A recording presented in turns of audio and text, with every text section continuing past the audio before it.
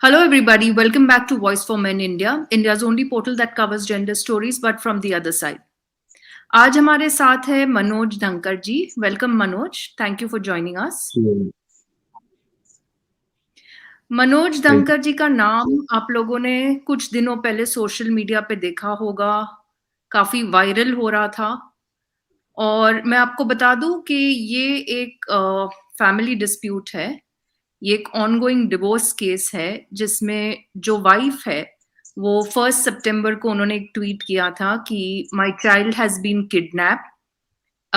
उन्होंने कुछ सस्पेक्ट्स के नाम दिए थे जिसमें उन्होंने मनोज का भी नाम शेयर किया था. हालांकि उन्होंने ये नहीं बताया था कि Manoj is the father of that child. और उसके बाद वो जो ट्वीट है वो बहुत ज्यादा वायरल हो गई थी क्योंकि पहले शायद लोगों को लगा कि ये एक नॉर्मल किडनैपिंग का मामला है और जो अननोन पर्सन है उन्होंने बच्चे को किडनैप कर लिया है. तो करीबन 10,000 से ज्यादा उस पर रीट्वीट्स, कमेंट्स, लाइक्स सारे चलते जा रहे थे. और अब हमारे पास जो दूसरे साइड से जो मनोज जी आज हमें बताने वाले हैं ये भी इम्पोर्टेंट है क्योंकि जब कोई सोशल मीडिया पे आता है दोनों तरफ की बातें पब्लिक के सामने रखनी चाहिए. हम ये भी बताना चाहेंगे कि ये जो मामला है फिलहाल कोर्ट में है, तो हम ये नहीं कह रहे कि वाइफ गलत है, हस्बैंड सही है, या हस्बैंड गलत है और वाइफ सही है. लेकिन क्योंकि इस केस में वाइफ सोशल मीडिया पर आई है तो ये बस यही जस्टिफाइड है कि मनोज भी अपनी तरफ की जो अपनी साइड है वो भी सोशल मीडिया के द्वारा लोगों को बताए. तो मनोज, सबसे पहले हमें बताइए कि आपकी शादी कब हुई थी, बच्चा कब हुआ और सेपरेशन कैसे, मतलब आप ऐसा क्या हो गया जो सेपरेशन भी हुआ आप दोनों के बीच? जी जी मैम, मैं बताना चाहूंगा मैम, मेरी शादी नवंबर 2012 में हुई थी और उसके बाद में मैम बच्चा हमें 2016 में हुआ है, जनवरी 2016 में. उसके बाद मैम 2017 से हमारा डिस्प्यूट चल रहा है. जो मेरी वाइफ है वो अगस्त 2017 में बच्चे को लेकर अपने घर चली गई और उसके बाद से ही मैम ये प्रॉब्लम सारी मैं फेस कर रहा हूँ. तो मनोज, हमें बता पाएंगे, आपने मुझे ऑफ द रिकॉर्ड बताया कि आपकी लव मैरिज थी. शादी से पहले भी आप एक दूसरे को करीबन 6-7 साल से जानते थे. आप सेम कॉलेज से पढ़े थे. उसके जी मैम, बाद सेम आपने स्कूल से. 2000 सेम स्कूल में पढ़े थे और उसके बाद जी 2012 में आपकी शादी हुई. ऐसा तो क्या हो गया 2017 में, जबकि 1 साल ही हुआ था बच्चा आया हुआ. तो ऐसा तो क्या जी हो गया कि वो बच्चे को लेके अपने घर चली गई? जी मैम, पहले तो हम दिल्ली ही रहते थे और वहाँ अच्छा हमारा बिल्कुल लाइफ अच्छे से चल रही थी, कोई प्रॉब्लम नहीं थी.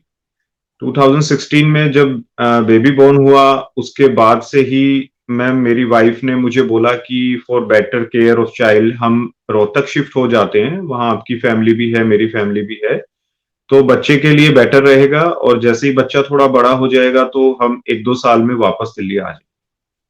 तो आई सेड कि ओके, जैसा आपको ठीक लगे. तो मैं उनको एग्री करते हुए मैम रोहतक में शिफ्ट हो गया अपने रेजिडेंस पे जहाँ मेरी फैमिली रहती है.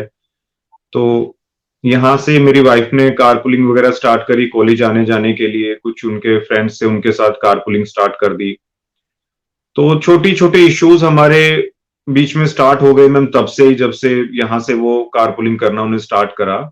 तो मैं समझ नहीं पाया था कि ये क्या प्रॉब्लम्स हमारे साथ हो रही हैं. इतनी अच्छी हमारी लाइफ चल रही थी, अब एकदम से छोटी छोटे प्रॉब्लम्स बीच में आने लग गई हैं. तो उसके बाद में मैम बस मेरी वाइफ एक दिन घर चली जाती है बच्चे को लेकर. तो हमने काफी फ्रेंड सर्कल ने, फैमिली वालों ने बातचीत करके समझा के उसे वापस बुलाया. उसके बाद मैम अगस्त 2017 में वो फिर से बच्चे को लेकर अपने घर चली जाती हैं और वहां से फिर वो बोलती हैं कि मुझे नहीं आना है आपके घर. तो मैं ये चीजें समझ नहीं पाता हूँ कि एकदम से क्या हो गया हमारे साथ. इतनी अच्छी हमारी लाइफ चल रही थी, एकदम से ये सब चीजें कैसे हुई. तो मैम कुछ आई थिंक 2-3 मंथ्स के बाद में मुझे कुछ फैक्ट्स सामने आते हैं कि कुछ मामला कुछ और ही था. उनके जो कोई कलीग हैं वो आई थिंक उनका ब्रेन वॉश कर रहे थे उस टाइम पर.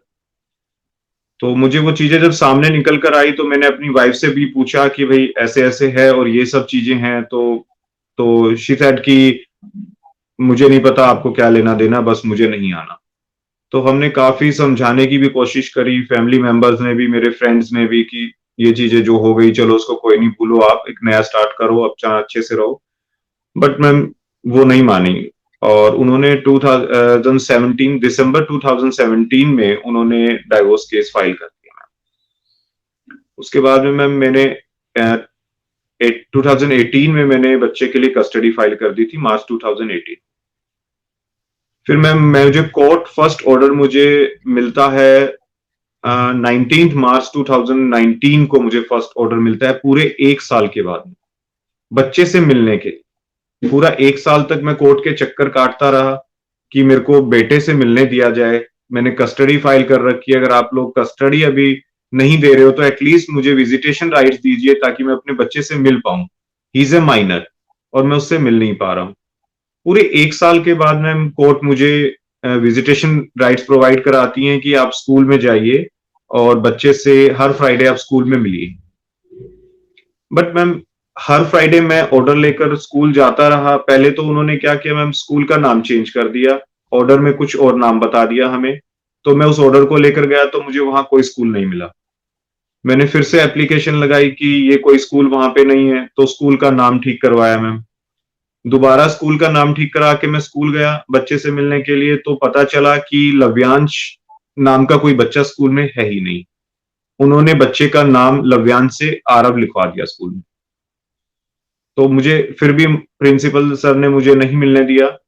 वो कहते हैं कि आप इसको ठीक करवा के आइए कोर्ट से, उसके बाद में हम आपको मिलने देंगे। मैं दोबारा कोर्ट में आता हूँ, दोबारा एप्लीकेशन लगाता हूँ, फिर दोबारा से ऑर्डर बनता है कि जो लव्यांश है वो ही आरव है और इसको आइडेंटिफाई करके आप फादर को बच्चे से मिलने दीजिए। उसके बाद मैम जब मैं फ्राइडे को जाता हूँ बच्चे से मिलने के लिए तो फ्राइडे को पता चलता है कि बच्चा स्कूल में एब्सेंट होता है। उसके बाद में फिर नेक्स्ट फ्राइडे दोबारा जाता हूं तो फिर बच्चा एब्सेंट होता है। ऐसे करके मैं 4-5 महीने स्कूल जाता रहा, हर फ्राइडे बच्चा स्कूल में एब्सेंट रहा।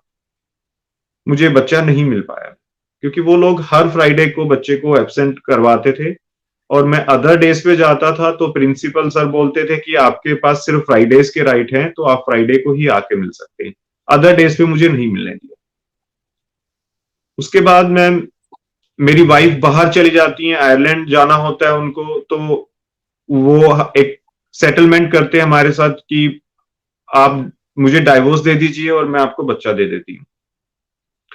मैं एग्री हो जाता हूँ मैम कि ठीक है अगर आप नहीं रहना चाहते तो आप मुझे डाइवोर्स ले लो आप और मुझे बच्चा दे दो। शी सेड कि ओके। मैम फर्स्ट मोशन वो साइन करती हैं, वो भी रिकॉर्ड पे है हमारा कि फर्स्ट मोशन साइन करा उन्होंने कि ठीक है मैं बच्चा इनको दे रही हूँ और मैं डाइवोर्स ले। फर्स्ट मोशन साइन करके मैम वो आयरलैंड निकल जाती हैं। सितंबर 2019 में वो आयरलैंड चली गई थी। उसके बाद उन्होंने सेटलमेंट हमारी ये हुई थी कि विद इन 1 वीक वो मुझे बच्चा दे देंगी और जो सेकंड मोशन की जो स्टेटमेंट होती है वो हम विद इन 1 वीक में उसको नोट करवा देंगे। बट ऐसा कुछ भी नहीं हुआ मैम। वो बच्चे को बिना देकर चली गई आयरलैंड और मैं सेकंड मोशन तक 6 महीने तक मैम मैं वेट करता रहा। मैं ना तो बच्चे से मिल पाया क्योंकि उस बीच में मेरे पास कोई विजिटेशन राइट्स नहीं थे बच्चे से मिलने के। तो 6 आप कह मंथ्स रहे मैम हैं वो मैंने वेट इंडिया करी। अ, जी। आप कह रहे 6 हैं वो मंथ्स मैंने इंडिया मैम। छोड़ के आयरलैंड चली गई, वो जी इंडिया मैम। छोड़ के आयरलैंड चली गई, तो बच्चा किसके पास छोड़ के गई? मैम बच्चा अपने मदर और फादर के पास छोड़कर चली गई, जो कि बच्चे के नाना-नानी लगते हैं।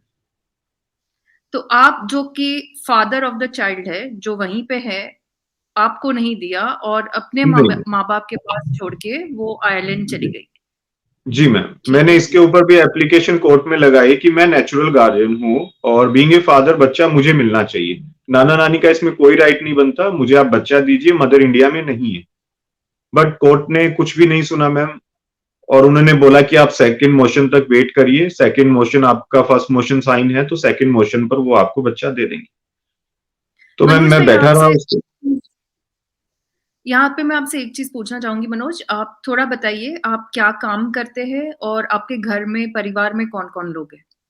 जी मैम, मैं as a manager retail outlet है इन कन्वीनियंस स्टोर भारत पेट्रोलियम का द्वारका में, तो मैं वहाँ एज़ ए मैनेजर जॉब करता हूँ मैम। और मेरा कुछ छोटा-सा एक एक एक्सोटिक पेट्स का बिज़नेस भी है, वो भी मैं साथ के साथ उसको भी हैंडल करता हूँ। और मेरे जो फैमिली मेंबर्स हैं, उसमें हमारी मेरी मदर हैं, ब्रदर के बच्चे हैं और भाभी हैं, तो ये हमारी फैमिली है मैम, जो हमारे घर पे ही रहते हैं। तो जॉइंट फैमिली है आपकी? जी मैम, जॉइंट मतलब फैमिली है। जब अगर आप ऑफिस गए हो या आप जॉब पे गए हो, तो पीछे से बच्चे को देखने के लिए आपकी मम्मी है या और भी लोग हैं घर में जो देख बिल्कुल, सकते हैं। बिल्कुल। बिल्कुल मैम, इसके भाभी भी बावजूद हैं, आप मम्मी भी हैं, सब हैं। आप इसके बावजूद जो बच्चा है वो आपके वाइफ के मम्मी-पापा के यहाँ रह रहा है और वो खुद अभी इंडिया में नहीं है। जी मैम, और मैम वो जो बच्चे के नाना-नानी हैं, मेरे वाइफ के मदर-फादर, वो they both are working ma'am. वो दोनों सुबह निकल जाते हैं और बच्चा मुझे नहीं पता वहाँ रह कैसे रहा है मैम, किसके पास छोड़ते हैं वो? क्योंकि उनकी जो मदर है वो भी वर्किंग है, वो भी किसी स्कूल में टीचर हैं और फादर क भी कहीं जॉब करते हैं मैम, तो वो दोनों सुबह निकल जाते हैं। तो ये सारी सिचुएशन आपने कोर्ट में रखी हुई है। कोर्ट को जी ये मैम, सारी कोर्ट चीज़ें में पता है। बिल्कुल, बिल्कुल मैम, सब चीज़ें पता है। ठीक है। फिर आगे बताइए, आप बता रहे थे 2019 में आपकी वाइफ चली जाती है, बच्चे को अपने नाना-नानी के पास छोड़ के। उसके बाद जी क्या मैम, होता है? जी मैम, फर्स्ट मोशन वो साइन करके चली जाती है मैम। उसके बाद में मैम सेकंड मोशन पर वो आती हैं और सेकंड मोशन मैम 2 मार्च 2020 को हमारा जो था डेट उसकी वो थी ऑर्डर की। तो 2 मार्च 2020 को मैम वो आती हैं और वो अपनी स्टेटमेंट विथड्रॉ कर लेती हैं कि मैं डाइवोर्स नहीं दे रही हूँ और बच्चा भी नहीं दे रही, और वो उनकी स्टेटमेंट मैम कोर्ट से विथड्रॉ हो जाती है। उसके बाद में मैम केस दोबारा रिस्टोर होता है और वहीं से सारी सिचुएशन दोबारा स्टार्ट हो जाती है जहां पर मैंने छोड़ी। उसके बाद में मैम वो अपनी स्टेटमेंट विथड्रॉ करके वापस आयरलैंड चली जाती हैं और मैं फिर बच्चे के लिए मैम मैं इधर-उधर घूमता रहता हूँ। बच्चा मुझे फिर भी नहीं मिलता है, कोर्ट के थ्रू भी नहीं मिलता है और कोई मुझे सपोर्ट नहीं मिलती है उसके बाद। मैम उसके बाद तो में जो मेरे पास स्कूल्स के राइट्स थे, उसके बाद में मैम कोरोना स्टार्ट हो गया। कोरोना में स्कूल्स मैम बच्चे के बंद हो गई। मैं घर पे मिलने जाता था तो मुझे ये घर पे बिल्कुल भी नहीं मिलने देते थे। दे सेड कि आपके पास स्कूल के राइट्स हैं, आप स्कूल में आ जाइए, स्कूल में जाइएगा। मैंने बहुत रिक्वेस्ट करी कि एक बार मेरे को मेरा बच्चा मिलवा दो। 2 साल हो गए थे मैम, मुझे बच्चे से मिल नहीं पाया था बिल्कुल भी। मैंने बहुत इनकी रिक्वेस्ट की कि 2 साल हो गए हैं, मुझे एक बार मेरे बेटे से मिलवा दो। बट दे सेड कि आपके स्कूल के ऑर्डर हैं, आप स्कूल में जाइएगा। मैंने बहुत बोला कि स्कूल पता नहीं कब खुलेंगे, 2 साल हो गए हैं कोरोना को चलते हुए। तो बट उन्होंने नहीं मिलवाया मैम। उस टाइम में कोर्ट से ऑनलाइन ऑर्डर्स भी आ रहे थे, जैसे क्योंकि कोरोना चल रहा था, तो काफ़ी ऑर्डर्स आ रहे थे, जैसे आप ऑनलाइन ज़ूम या वीडियो कॉल पे बात कर सकते थे, तो वो भी आपसे बात नहीं करने देते थे ऑनलाइन? नहीं मैम, ऐसा भी कुछ नहीं हुआ, कोई भी ऑनलाइन सिस्टम स्टार्ट नहीं हुआ, कोई वीडियो कॉन्फ्रेंसिंग के लिए कोई ऑर्डर नहीं बना। मैंने कोर्ट में भी एप्लीकेशन लगाई थी लेकिन उन्होंने एडमिट नहीं करी, क्योंकि वो कह रहे थे सिर्फ हम जो क्रिमिनल केसेस आ रहे हैं वही ले रहे हैं, बाकी केसेस उन्होंने बिल्कुल देखे भी नहीं। मैम बोलिए। कोरोना खत्म हुआ तो कोर्ट से मुझे फिर ऑर्डर दोबारा से बने कि आप बच्चे को एडीआर सेंटर में मिलवाइए हर सैटरडे। तो एडीआर सेंटर में भी मैम वो बच्चे को कभी नहीं लेकर आए, ना ही मुझसे कभी मिलवाया। वहां पर भी मैम वो कभी बोलते थे कि कोरोना रिपोर्ट लेकर आइए, आपका कोरोना टेस्ट हुआ है नहीं हुआ, आप वैक्सीनेशन आपने लगवाई है नहीं लगवाई, ये सब ऐसे ऐसे क्वेश्चंस पूछ के मैम और एप्लीकेशन देकर चले जाते थे कि हम बच्चे को नहीं मिलवाए। वो भी सारे मेरे पास ऑन रिकॉर्ड है मैम एप्लीकेशन। तो मनोज, जो 2-3 साल से जब से आपके पास ये विज़िटेशन का ऑर्डर था और ये आपसे बिल्कुल अलाउ नहीं कर रहे थे, तो दोबारा आप कोर्ट में ये बताते थे कि they are actually going against the order, ये आपका ऑर्डर फॉलो नहीं कर रहे हैं। क्या आपने कोर्ट को बताया था? जी मैम, मैंने सारी बातें कोर्ट को बताई। उसके बाद में मुझे अभी कोर्ट ने मैम 3 फरवरी 2022 को कोर्ट ने मुझे ऑर्डर दिया कि आप बच्चे को सैटरडे संडे अपने पास रखिए। आप इनके घर से लेकर आइए, आप स्कूल भी नहीं जाना, आपको एडीआर सेंटर भी नहीं जाना, आप घर से बच्चे को लेकर आइए और 2 दिन आप बच्चे को आप अपने पास रखिए। ये ऑर्डर मैम मुझे कोर्ट ने दिया और उसके बाद में मैं जब इनके पास लेने गया सैटरडे को, तो इन्होंने मुझसे बहुत बदतमीजी से बात करी। इनके फादर ने, जो मेरे फादर इन लॉ हैं, उन्होंने वहां पे, और मुझे धक्के मार के उन्होंने मुझे घर से निकाला उस टाइम पे। मैंने ये बातें दोबारा कोर्ट को बताई कि मेरे साथ बहुत बदतमीजी से बात की, उन्होंने मुझे धक्के मार के वहां से निकाल दिया। मैंने कोर्ट को रिक्वेस्ट की कि आप मुझे पुलिस प्रोटेक्शन के साथ भेजिए, क्योंकि मुझे वहां खतरा है, उन लोगों से मुझे मार भी सकते हैं। बट कोई ऐसी पुलिस प्रोटेक्शन भी मुझे नहीं मिली। मैं उन्हीं ऑर्डर्स के साथ आता रहा, मैं इनके घर जाता रहा। ये लोग हाई कोर्ट भी गए मैम उस ऑर्डर की अपील में, बट हाई कोर्ट ने भी सारी फैक्ट्स को देखते हुए मैम यही बोला कि इसी ऑर्डर को आप फॉलो करिए, और फादर का भी राइट बनता है, उसको बच्चे को मिलने दीजिए। तो हाई कोर्ट ने भी बिल्कुल। मैम और ये यही ऑर्डर ऑर्डर हमने पास किया था। ये उसके जो बाद भी नहीं मिल पा रहा हूँ मैम बच्चे से। ये जो ऑर्डर आया था अप्रैल 22 का आया था मेरे ख्याल से, और ये हाई कोर्ट का ऑर्डर था। जी जस्टिस मैम। फतेहदीप सिंह का ये ऑर्डर है ऑन रिकॉर्ड कि दोनों माँ बाप को इक्वल राइट्स होना चाहिए, और एक जी तरीके से बच्चे को भी दोनों माँ बाप का प्यार और जो अपब्रिंगिंग है दोनों की तरफ से मिलनी चाहिए।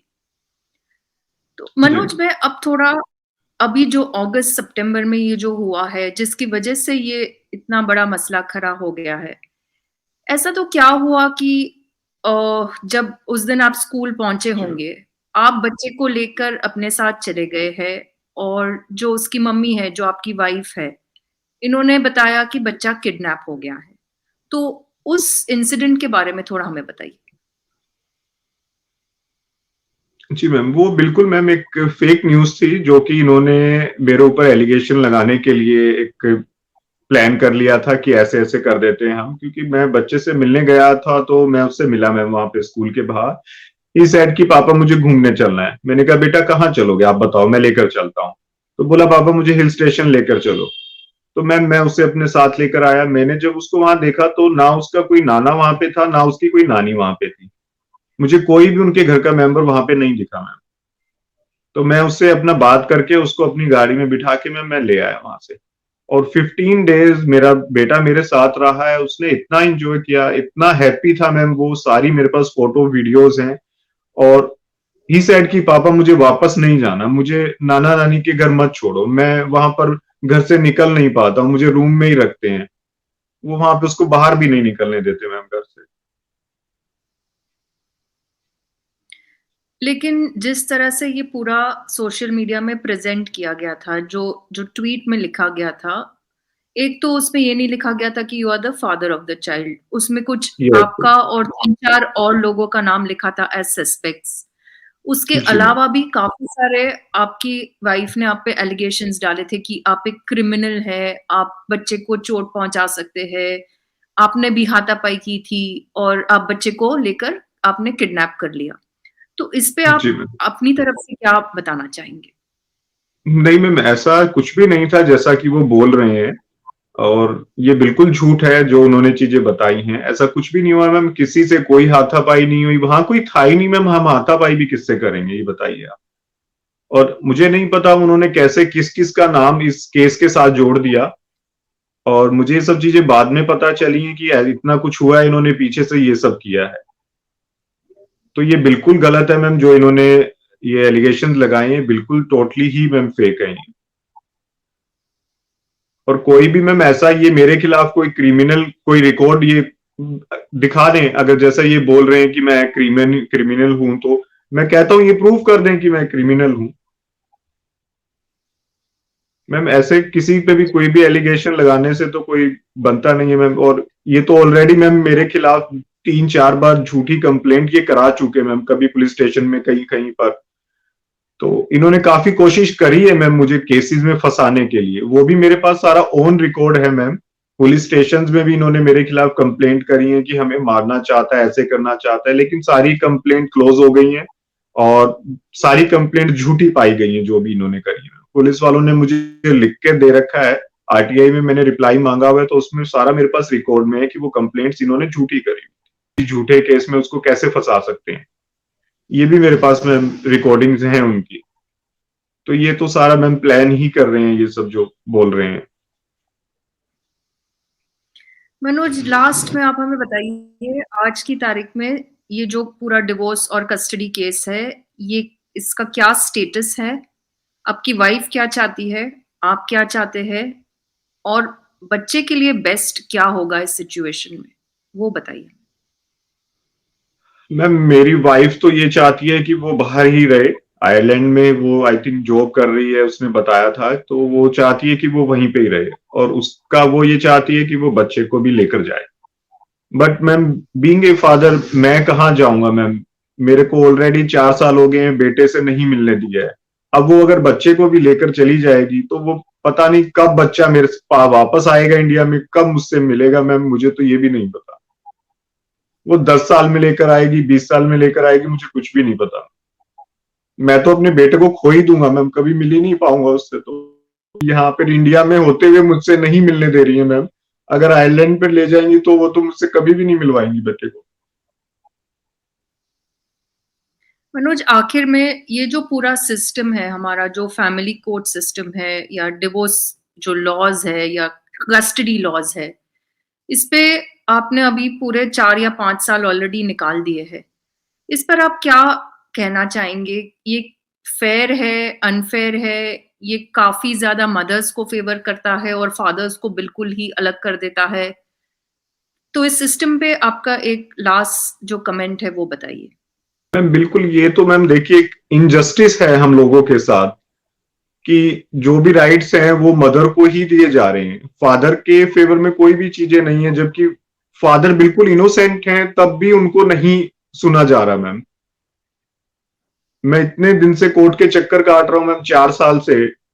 और मैं ये भी बोल रहा हूं कि मेरे अगर खिलाफ कोई एविडेंस भी ये प्रूव करते हैं तो मैं कोर्ट में सरेंडर करता हूं मैम।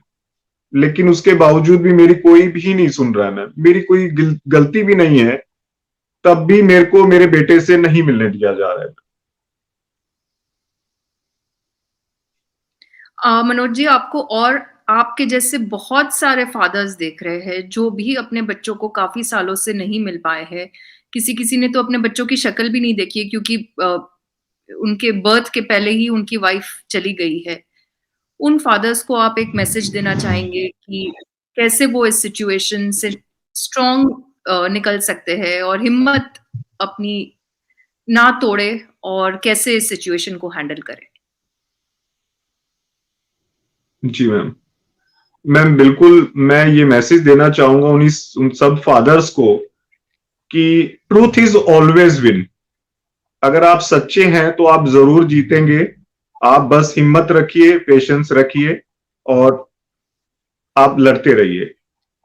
लेकिन बट मैम, हमारे जुडिशन को भी ये चीजें देखनी चाहिए, गवर्नमेंट को भी देखनी चाहिए कि इससे हम लोगों की लाइफ मैम खराब हो रही है। गवर्नमेंट को भी हमारे इसके बारे में मैम सोचना चाहिए कि जो लोग ऐसे परेशान हो रहे हैं उनके लिए भी कोई सिस्टम ऐसा बनाना चाहिए कि एक इजी वे निकले, कि ताकि जो हमें 4-4 5-5 साल लग रहे हैं सिर्फ विजिटेशन राइट को मिलने के लिए, वो चीजें थोड़ा जल्दी हो। हम जैसे लोग बहुत परेशान होते हैं, बहुत सब चीजों से, जो बिल्कुल इनोसेंट होते हुए भी उनको सिर्फ गवर्नमेंट और हमारी जुडिशरी में ही ये सब हो रहा है मैम, क्योंकि कोई भी इन चीजों को सीरियसली नहीं ले रहा। वो वो लोग भी मैम फादर हैं, जो लोग बैठे उन चेयर्स पे जहां वो बैठ के फैसले सुना रहे हैं, वो लोग भी मैम फादर्स हैं जो मिनिस्ट्री में हैं और गवर्नमेंट में बैठे हैं। तो जैसे हमने सबने देखा कि जो ये चाइल्ड कस्टडी केसेस होते हैं, ये बहुत सेंसिटिव होते हैं। अधिकतर जब बच्चा छोटा होता है और जैसे मनोज के केस में उनका बच्चा 5 इयर्स का है, तो ऐसे केसेस में जो कस्टडी है जब सेपरेशन होता है, वो मदर्स को ही दिया जाता है। मैम लेकिन मैम मेरा बेटा 6.5 इयर्स का हो चुका है, साढ़े ओके, 6 साल का है मैम। जी। राइट। लेकिन जैसे आपने बताया कि जो विज़िटेशन राइट्स होती है, उसी में 3-4 साल निकल जाते हैं। तो उस जी मैम। दौरान ये भी होता है कि बच्चा शायद अपने फ़ादर को पहचाने ही नहीं, क्योंकि उसका कोई बिल्कुल मैम। इमोशनल कनेक्ट ही नहीं है उस फ़ादर के साथ। तो कहीं न कहीं हमारी जो गवर्नमेंट है, हमारी जो जुडिशरी है, इन्हें ये ज़रूर इस पे विचार करना चाहिए। ये काफ़ी सालों से हमारी माँग है कि अब कपल अगर सेपरेट होता है, वो उनका आपसी मामला है। लेकिन बच्चों के लिए दोनों माँ-बाप का प्यार बहुत ज़रूरी है। इवन अगर वो अलग-अलग कंट्रीज़ में भी रह रहे हैं, आप कोई एक ऐसा सिस्टम निकालिए ताकि बच्चा दोनों माँ-बाप के साथ टाइम स्पेंड कर सके और उनकी दोनों माँ-बाप के साथ अपब्रिंगिंग। तो बिल्कुल मैम, मैं भी यही बोलना चाहूँगा मैम कि इसमें बच्चे की कोई गलती नहीं है, इसमें बच्चे को क्यों बीच में पीसा जा रहा है? उसको दोनों का प्यार चाहिए, मदर का और फादर का, दोनों का प्यार चाहिए मैम। लेकिन पता नहीं ऐसा क्यों चल रहा है कि उसको फादर से ही बिल्कुल अलग किया जा रहा है। कुछ केसेस में बच्चों को मदर से ही बिल्कुल अलग किया जाता है। तो मैं तो ये कह रहा हूँ कि मैम उसको फादर की भी ज़रूरत है और मदर की भी ज़रूरत है। दोनों को इक्वल राइट्स देने चाहिए बच्चे के लिए। क्योंकि उसकी ग्रोथ पे उसकी बहुत असर पड़ रहा है कि वो ये सब चीजें फेस कर रहा है, देख रहा है, कभी कोई जा रहा है लेने, कभी कोई कैसे। वहां पर उसको ट्यूटर करते हैं मैम, बच्चे को सिखाते हैं कि नहीं जाना है, पापा गंदे हैं। इस एज में बच्चे के ब्रेन पे क्या इफेक्ट पड़ रहा होगा मैम कि उस बच्चे को क्या क्या सिखाया जा रहा है वहां पे। अभी बच्चा मेरे साथ रहा तो उसने सब चीजें बताई मुझे कि पापा मुझे नाना नानी मम्मी ऐसे बोलते थे आपके बारे में। इस ऐड की पापा, सबके पापा अच्छे होते हैं, मेरे को स्कूल में सबके पापा हैं, मेरा भी मन करता है पापा के साथ खेलने का, घूमने जाने का, बट नाना नानी मम्मी मुझे आपसे मिलने नहीं देते थे।